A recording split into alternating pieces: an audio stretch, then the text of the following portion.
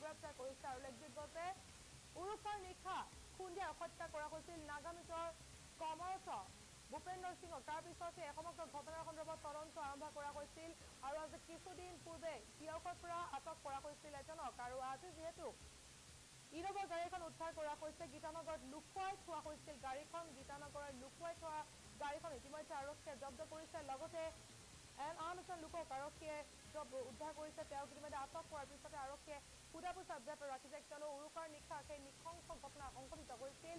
উৰুকাৰ নিশা এনেদৰে ইনোভা গাড়ী এখন এনেদৰে খুন্দিয়াই হত্যা কৰিছিল নাগামিজত কৰ্মৰত ভূপেন্দৰ সিঙক। তাৰ পিছতে এই সমগ্ৰ ঘটনাৰ সন্দৰ্ভত আৰক্ষীয়ে তদন্ত চলাইছিল, তদন্ত অব্যাহত ৰাখিছিল। আৰু আজি কিছুদিন পূৰ্বে তিয়কৰ পৰা আটক কৰা হৈছিল আন এজন অভিযুক্তক আৰু আজি অৱশেষত উদ্ধাৰ কৰা হৈছে ভূপেন্দৰ সিঙক খুন্দিওৱা ইনোভা গাড়ীখন। গীতানগৰত লুকুৱাই থোৱাৰ অৱস্থাত আছিলে গাড়ীখন। গীতানগৰৰ পৰা আৰক্ষীয়ে জব্দ কৰিছে গাড়ীখন।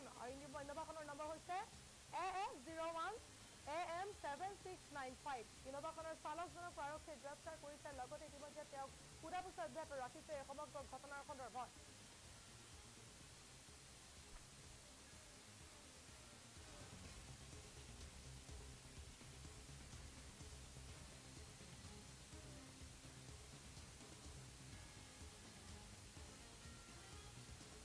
আৰু উল্লেখযোগ্য যে উৰুকাৰ নিশা এনেদৰে ইনোভা গাড়ীৰে খুন্দিয়াই নাগামিজত কৰ্মৰত ভূপেন্দৰ সিঙক নৃশংসভাৱে হত্যা কৰা হৈছিল। তাৰ পাছতে এই গাড়ীখনৰ কোনো সন্ধান পোৱা নাছিল, গাড়ীখনৰ কোনো সুপুত্ৰ পোৱা নাছিল, কোনো এজনক আটক কৰিবলৈ সক্ষম হোৱা নাছিল আৰক্ষীয়ে, কিয়নো এই ঘটনাটোৱে সমগ্ৰ মহানগৰীত জোকাৰি নিছিল। উৰুকাৰ নিশা ভোগালী বিহুৰ আনন্দৰ মাজতে এনেদৰে মৃত্যু পাকনি ল'বলগীয়া হৈছিল ভূপেন্দৰ সিঙে। তাৰ পিছত এই ঘটনাটোৱে সমগ্ৰ অঞ্চলটোতে তীব্ৰ চাঞ্চল্যৰ সৃষ্টি কৰিছিল।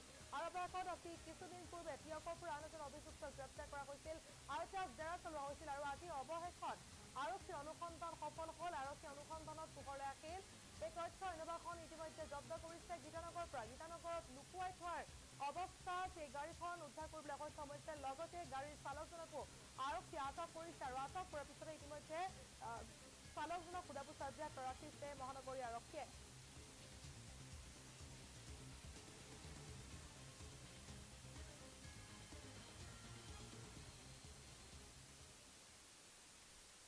আইচোৱানে